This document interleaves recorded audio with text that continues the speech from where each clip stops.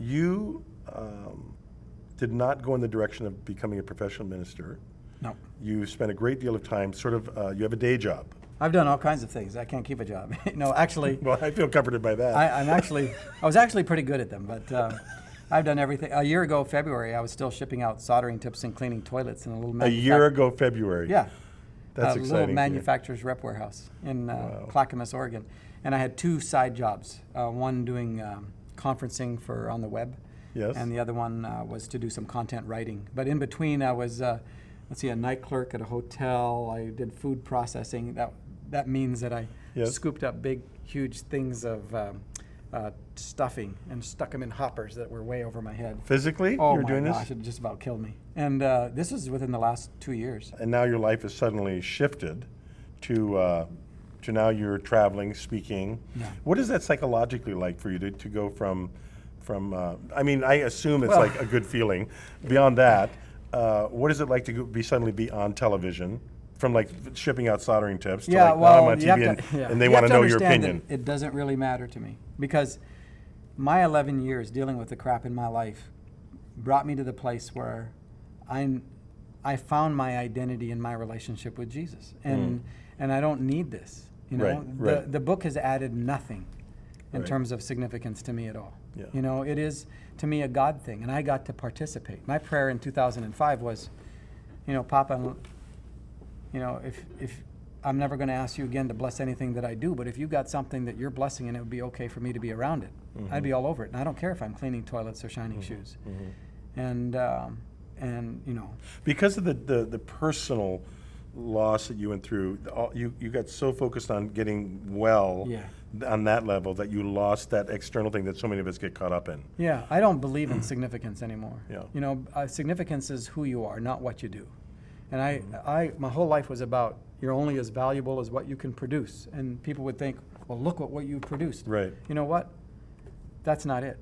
It's about relationship. It's about relationship with God and relationship with my wife and my kids and my friends and strangers and people that are in different kinds of walks of life and people who are atheists and agnostics. It's about human beings and the presence of God. Do you think that because of your age that it helps how you're dealing with all this kind of stuff? No, I think it's because of the healing in my life. Because 10 years ago, this would have killed me. Right. Absolutely. And you know what? If it all, and I can say this from the bottom of my heart, if it all went away tomorrow, I'd be fine. Yeah. Because everything that mattered to me was in place before I wrote this story. Yeah.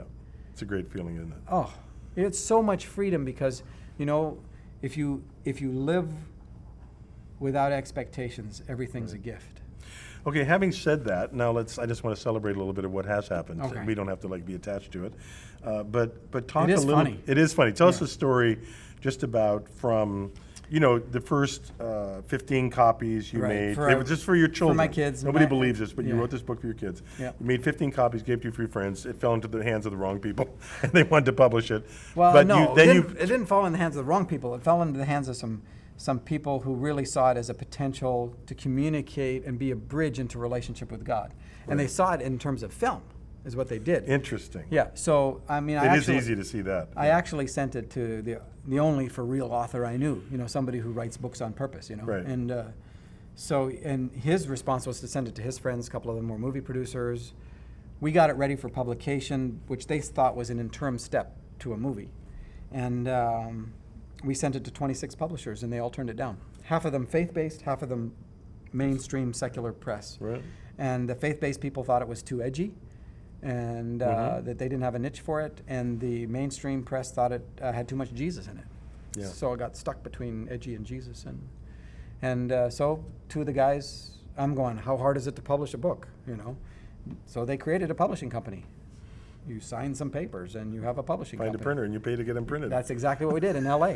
And then, it was really a God thing because it was just word of mouth. We went, for the first 13 months, from May of 07 to June of 08, we shipped over 1 million books out of that printer and garage and spent less than $300 in marketing and advertising. We're so brilliant. How ridiculous is that? That's seminar material. Oh my gosh. Yeah, I could be a motivational speaker. Exactly. So, And then, so since that time, what's happened in the book? Just get us up to I date don't know, now we're as of 7 now. or 8 million in English Right. sold, and Right. it's in 20 some languages and 46 slated. It's virtually every country the book drops into, it's become the top of their And charts. it's been on the New York Times bestseller list? 60 weeks in a row, and it's been at number one. It's at number one right now, but it was, Right. I think 56 out of those 60 Right. weeks it's been number one. Right. And then you're being contacted by people, Christians, but also non-Christian people. Absolutely. And people are walking, they see this as it's like the book has given them a language to have a conversation about God, that it's a safe conversation. It's not Right. inside the religious Right. structures and the guilt and all that Right. kind of stuff. It's Right. it's to talk about things of the heart, and it's like it's given the world a language to have this conversation about God. And Yeah. and it doesn't matter where they're coming from. It doesn't matter. I got people walking into a relationship with Jesus from every kind of non-religious and religious background you can imagine. Yeah. And I hear the stories. I've got 50,000 plus emails in my computer from people all over the world.